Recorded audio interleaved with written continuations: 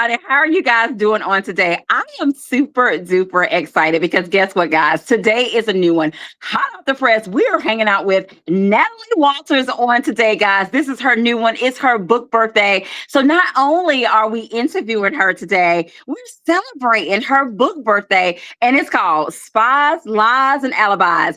And Natalie, I feel like you have to say it that way, like spies, lies, and alibis.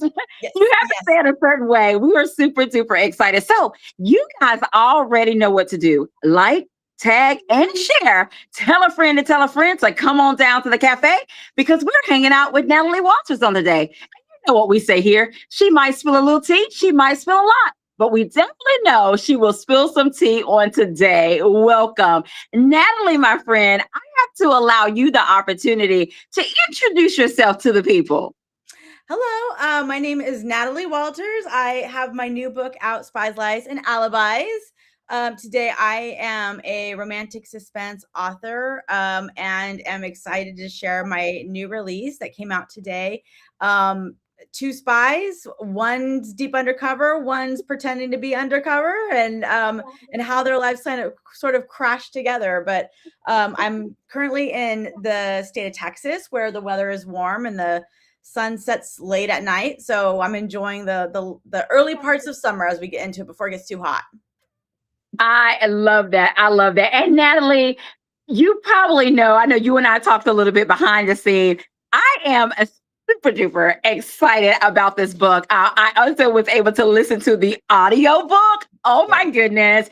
Y'all, this book is just amazing. And I was sharing with Natalie how, because I received an early copy of it, I was like, oh my goodness, I need to talk to somebody. I need to talk to somebody about the goodness that's in this book. And Natalie, before we get into all the goods of this book, we have to talk about two things, my friend. We have to first talk about the cover, and we also got to talk about the title. Natalie, check out this cover. Okay, I mean, I know it's your book, right? So you know. But for you, what was it like when you saw the final draft of your book cover for Spies, Lies, and Alibis? I my so when we're making a book, where we're writing a book and we're working with the publisher, we have sort of an idea of what we want the cover to look like. So we send in some, other covers that we like that grab our eyes and grab our attention. And so we went back and forth, and they really hit it out of the park on the first go. They sent it to me. There were actually two details of the book cover that I was like, can we change? And one of them was her hair covered one eye completely. And I wanted to be able to see both eyes kind of peeking through and like kind of looking at him sassy. And then the other thing was she has a ring on her thumb, which is something that's in the story, but they had it on one of her other fingers. And I was like, we have to move it to her thumb. So other than that, they hit the ball out of the park with this cover. And when they first sent it, they sent me three options, different colors, schematics. And the orange, I wasn't really that like, I wasn't sure how I felt about the orange. But my friend was like, no, it pops off the shelf. You want that. And so I was like, okay. And I'm so glad. Yes, I'm so glad because it literally stands out among the other books. I love it. I love it.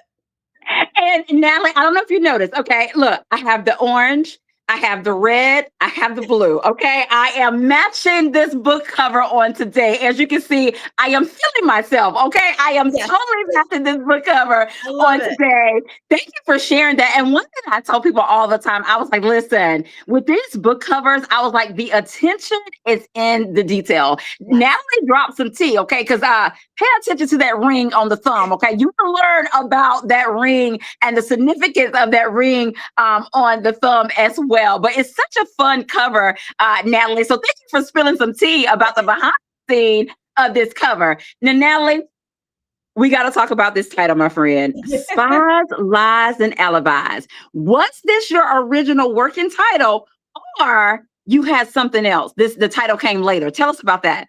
So the title was not originally Spies, Lies, and Alibis. I'm trying to remember what it was now at this point because I've been calling it that for months and months now. I actually can't remember. I know that I wanted to call the series the Laws of Attraction series. So it was going to be a series of legal like things that the mishaps that the characters get into. And so I ended up just we ended up going through. And so what happens is when you write the back cover copy for the book and you write your synopsis, they pull key components out of that. And as I've written the story, I'm like, okay, here are some things that I think, like, they're both lying, they're kind of spying, and they have to have, like, where were you when this happened? And so with that, they go to a team, and the team comes up with, the marketing team looks at what's out there, what sort of titles are trending, how they're trending, and then they came up with a title, which was perfect. It is. I absolutely love it. And so, Natalie, for me, it was like the cover, the title, the back blurb. I was like, count me in, count me in for this one as well. And I think there was something like on social, you know how when people are kind of like talking about books that's coming or what have you. And I remember seeing the title and I was like, oh, it's Thomas Nelson. So I went and checked it out, and it was just an immediate, I was like, I have to enjoy this book. And for me, Natalie, it's one of those that you're kind of like, you're on the edge of your seat. Oh my goodness, the laughs, Natalie, and the tropes. Okay, you go through the tropes in this book, and you do it so graciously. And so, it's just so smoothly, the different tropes that this book talk about. And not only that, y'all, the comedic action. Natalie, you're funny. Okay. I was cracking up with some of these scenes. All I'm going to say is there is an FBI agent that may or may not be in her car. Okay. And she needs to get rid of the evidence. Okay. Of this FBI agent. That was hilarious to me. There was some scenes in there, where she's in some places where she should not be, and she have to work her way out. Okay. Yeah. The banter as well for you. So, Natalie, let's get into it a little bit, my friend. We talked about the title, we talked about the cover, but for those who may be new to your writing, if you had to describe your writing style to us, what would you say? Well, so I kind of have branded myself as a sweet and stabby author. So Oh, I tend to write stories that there's sweet, there's humor, there's sizzling romance. I've dubbed this book a third degree slow burn. So there's like, because there's different variations and versions of what people consider low spice, no spice, clean spice. So I was like, all right, this is like a third degree slow burn. It's you're burning and it hurts, but it hurts so good. So but I also have crime, and I have dead bodies, and I have villains and sort of more criminal elements. So that's the stabby element of what I write. So I think I kind of balance both with that. So I like to add humor and adventure to my stories. It's literally, I'm writing things that I want to read. And so the stories that I love to read, the movies I love to watch, and I'm putting it onto a page and hoping the readers are there for it too. I love that. And one of the things, Natalie, I want to talk about a little bit because you was talking about the slow burn. And one of the things that I love about a good slow burn is when the slow burn is slow burning. Okay. And the slow burn was slow burning in this one. It was perfect for this as well. Natalie, oh my goodness. I love the scene when they go back, when she has to go back home, and he shows up. Hilarious. Okay. There may or may not be a food fight, y'all. I'm just going to tell y'all. Well, we should say a food ingredients fight. Okay. I'm just going to leave it at that. We're just going to give them that little bit of tea, Natalie, as well. Now, I want for you to answer this, Natalie, because this book, and we talked about a little bit with the tropes, it blends, humor and danger. There's romance. There's this undercover intrigue going on here. There's some traveling going on. All the things. Share a little bit with us about that and your writing, and kind of throwing all those things into this book, because it absolutely works. Okay. It absolutely works. Well, I think that that's one of the things that I think with there's a lot, like, when people are looking at the romance genre, they're looking at, oh, you can have hockey romance or sports romance, or you can have best friend romance or billionaire romance. And I think sometimes people have this perception that suspense is only one thing. It's dark and scary, and you're going to be traumatized by it. And I want to sort of spin that on its head and say it doesn't have to be that way. So I want to show that you can actually have suspense that is adventurous and fun. And yeah, there's scary elements, but it balances with the humor. And like, what would you do if you were in that scenario? And how would you have gotten yourself out of that scenario if you got into it? And so for me, I loved being able to add things to the story that I was like, okay, if you were, for instance, Sybil is not a trained professional. She is just somebody who's looking to make some extra money and commit corporate espionage, and all while she's trying to become a lawyer to fight against the crimes that she's actually committing. So Right. there's sort of this, irony there, but she's not trained. And so she has mishaps because she's not paying attention to the detail that she normally would, or she's not maybe thinking ahead of like, what could happen if I got caught doing X, Y, Z. And unfortunately for her, Ben, who knows her, is catching her in these things. And lucky for her, because, there's a chance that if she gets caught by someone else, she's going to pay dearly. But I think for me, it's fun to add elements to that make it exciting for a reader to kind of put their feet in those shoes and then finish the story and then be like, I want to do that again. That was a great adventure. And okay, now hear me out, Natalie, because you just said something that was key. So you as the writer to say, I want to do this again. This was adventurous. I love it. I was like that for the reader. It was like, okay, what's the next ride? I'm ready. Take me on this journey with these two. So I'm so glad that you shared that, because as a reader that was consuming it, I felt the same way. I was like, okay, I'm ready to go again. Let's go. Yes. That's a compliment to be able to have a reader be like, okay, I'm ready to like when's your next one? To the author, it's a little bit more difficult because it'll be another year until the next one comes out. Well, look, just so you know, Natalie, I'm gonna be waiting, okay? I'm gonna be waiting on the sidelines for this next adventure as well. Guys, if you're just joining us, as you can see, I am celebrating with my friend Natalie Walters on today, guys, hot off the press. It is Spies, Lies, and Alibis. And Natalie, I want to talk about this too, because we talked about the different tropes and the different things that you kind of blended together to add this, but we cannot leave out these James Bond vibes, okay? Tell us a little bit about that.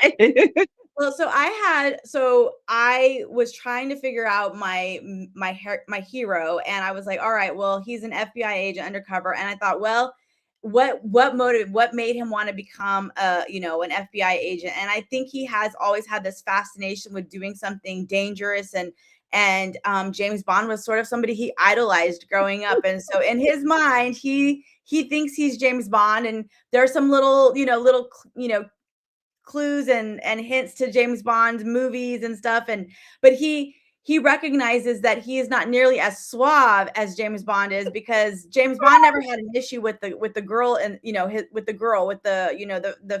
fatale, never had an issue with that. But with this girl, she knows all the buttons to push, and she's gonna push them. So he's in trouble from the very beginning. Yes, I love it. I love it. Now, Natalie, we have to talk a little bit about these characters a little bit, my friend. And guys, of course, you have Sybil. She is a heroine in this book as well, and we have Ben Bradley as well. Now we're going to start with them, and we'll talk about some other interesting characters as well. But let's take Ben first, okay? So Natalie, if you had to describe Ben to us in about 5 words or more, if you need them, what could you tell us about Ben's character? Oh, Ben is loyal. He is committed. Yes. He is a jokester. He is attractive. And I was like, he's sexy too. He got a little sexy nerdy vibe going on. Yeah. But he's sort of that debonair type of a character. And he's sweet. Mm-hmm, mm-hmm, mm-hmm. So that's fine. Let me just add in there, Natalie. There are many opportunities where he have to put on a suit. Okay, we're just gonna leave that there. We're gonna leave that there. Okay. He does wear a suit well. Yes. And of course, we cannot leave out Sybil as well. Sybil is an interesting character, y'all. She has a lot going on, okay? But what can you tell us about Sybil's character? So Sybil was such a unique character to me because I was trying to figure out what would motivate somebody to commit corporate espionage, like to put your life in danger because you are working for somebody who is working for, has connections to people who could make you disappear. So Right, what would literally. motivate? Yeah. So what would motivate that and motivate her to do that? And so, whenever you're creating a villain arc, there's three sort of main things that will drive somebody to do things: power, money, greed, and love or control. And so for her, she's not driven by greed necessarily so much as she wants the stability that she can't afford without the money to do it.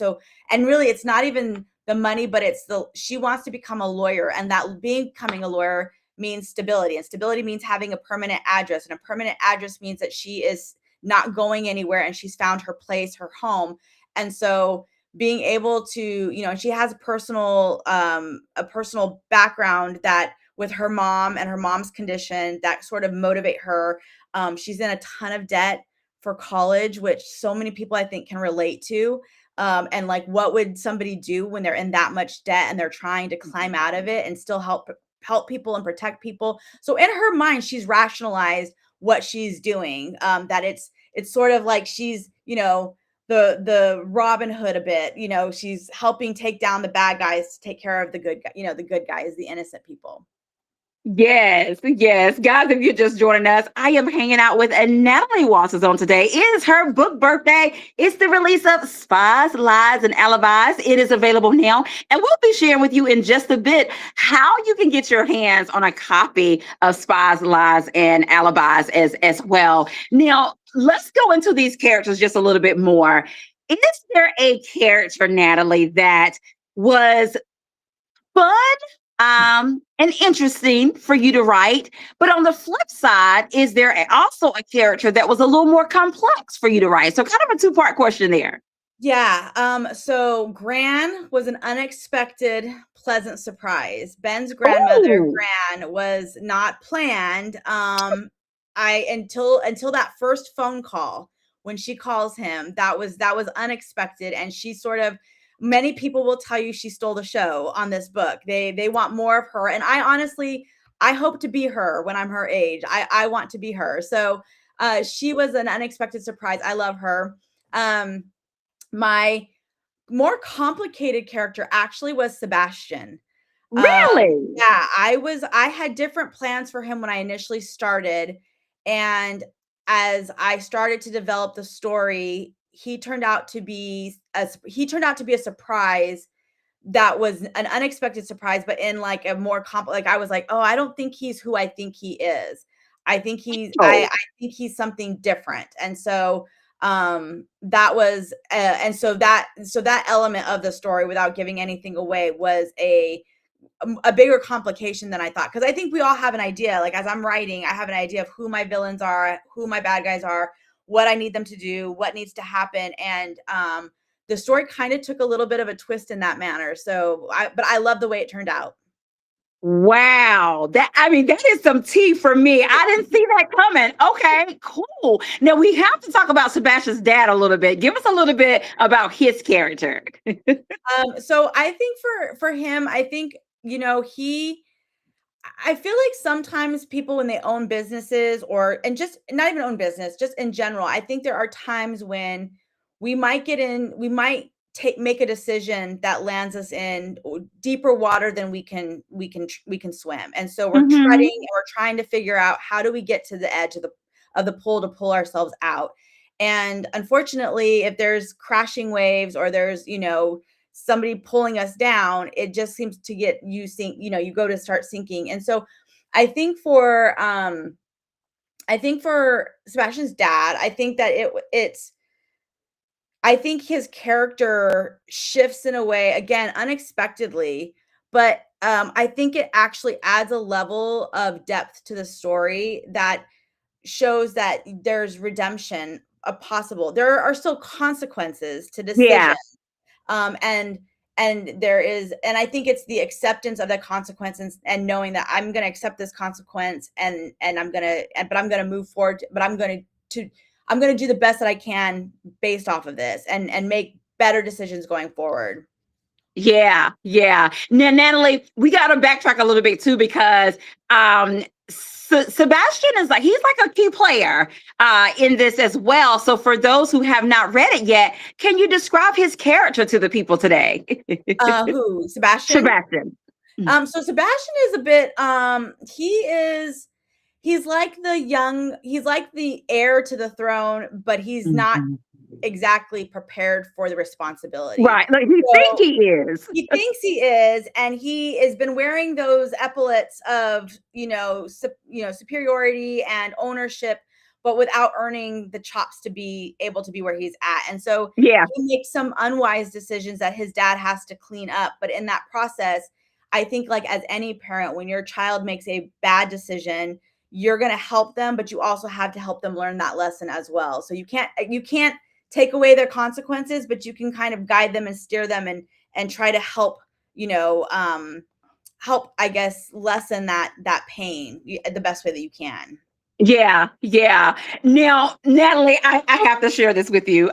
Guys, let me just tell you, Gran is the Gran that everybody needs in their life, okay? Now, Gran, she brings this comedic relief to this story. Well, you will literally be laughing out loud, okay? You will be laughing out loud. If you're listening to the audiobook, you will hit rewind just to see the foolery that Gran and her sidekick, okay? She has a sidekick, okay?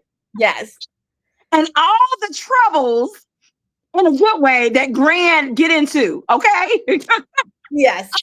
So I can just imagine. I mean, literally, Natalie, I would love to be your beta reader just for Gran's care, just for Gran's care. I mean, for the whole story, but just for Gran, so you can get my in front, first off the top reactions to her foolery, because I was so there for it. Yes, yes. Writing her character, even as you as the author, I can only imagine. I feel like I think there's a secret part of me that that I am Gran. I'm just not at her age yet. So I feel like I would be her. I want to be her when I'm her age. She doesn't care about consequences. She's gonna get what she wants. She's like no bull. She'll just tell you how it is, and she's willing to take everybody else, no filter, and she'll take everybody along for the ride with her. She's like, come, I'm a willing participant, and she'll convince you that you are going to be okay when you in fact will end up in a dumpster. So maybe not okay.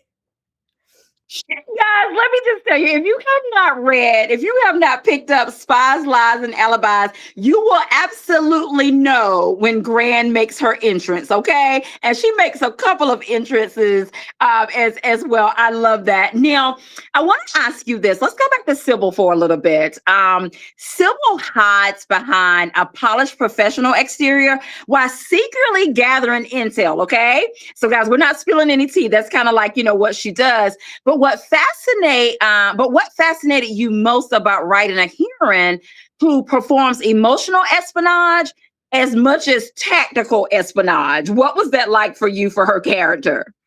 So it's a little bit hard because, again, I have a character who I have to present her in a way that makes her motivations feel plausible and something that readers can empathize with. Because if I make her just somebody who's out to steal information for the sake of stealing it, there's no empathy there. There's no relational understanding there. And so for her, I really needed to show why she's doing what she's doing, why in her own heart and head she believes what she's doing is the correct answer, and why it's the only answer at this point for her to do. And the story shifts at the very beginning of the book.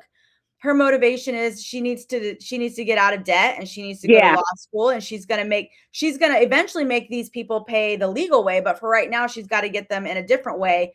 But that motivation and that process shifts when she runs into Ben, and she realizes, okay, not only, like, for her, she kind of feels like, well, if I get caught, okay, that's not a great thing, but it's not the worst thing. If the guy that she once loved gets caught, there's a possibility that the worst thing that can happen is he's going to be killed. And Yeah. so it changes the stakes in the game for her. And now Yeah. she has to understand that's where that emotional espionage, like what am I emotionally giving up now to be able to go for it? Is it worth what I thought it was worth before when it was just me? Yeah, yeah. Now, Natalie, we got to talk about this a little bit because, as we stated, we both have kind of shared a little bit about this, but this book is full of humor. There's danger, and it also has heart. There's vulnerable moments that pull at your heartstring as well. But for you as the writer, how do you balance those comedic beats with those high stakes suspense without losing the tension that's there? So And I you did think an excellent job, by the way. thank you. I think it's really important that readers have a time to breathe. My characters need a time to breathe. I need a time to breathe. And so it's sort of in those when you have this high, you think about when you're on a roller coaster and you're kind of building up, building up, building up, and then you go down. And if you were just going up and down, you probably would get a little bit nauseated by it. But it's when the roller coaster kind of takes these sideways turns and these little roundabout ways that you're like, okay, I'm able to catch my breath so that when we go up the next hill and we go down it, it's all that more impactful. And so I think for me, it's making sure that when I'm balancing the humor and the more sentimental moments between the characters, it's between these moments where it would naturally happen. Like, okay, we've just finished dinner or we've just finished this. And so we have a moment. I'm going to share a dessert or I'm going to do, I'm going to take you on a walk or we're going to talk on a balcony. And so sort of like these, like, okay, there's still, and the tension between, especially in this story, the tension is that they still don't know if they can trust the other or they still don't know Yeah. how to protect the other or how to warn them without giving away who they are. Yeah, yeah. I love it. I love it. Guys, if you're just joining us, we are hanging out with author Natalie Walters on today. Hot out the press, Spies, Lies, and Alibis. And hold tight because we will be sharing with you how you can get your hand on a copy of this. It's available in ebook, it's available in print, and it's available in audio book as well. Now, this is one thing that I definitely want to talk to you about because Spies, Lies, and Alibis, it feels so cinematic when you're reading it, okay? I mean, it's like live and in color. You can just see these things going on. But for you, if Spies, Lies, and Alibis was adapted, what's one scene you would insist stay exactly as written? Oh gosh. Probably. Oh man, I would say probably probably it. Well, okay, if I could only pick one scene, it would probably be the food scene. Oh, I love it.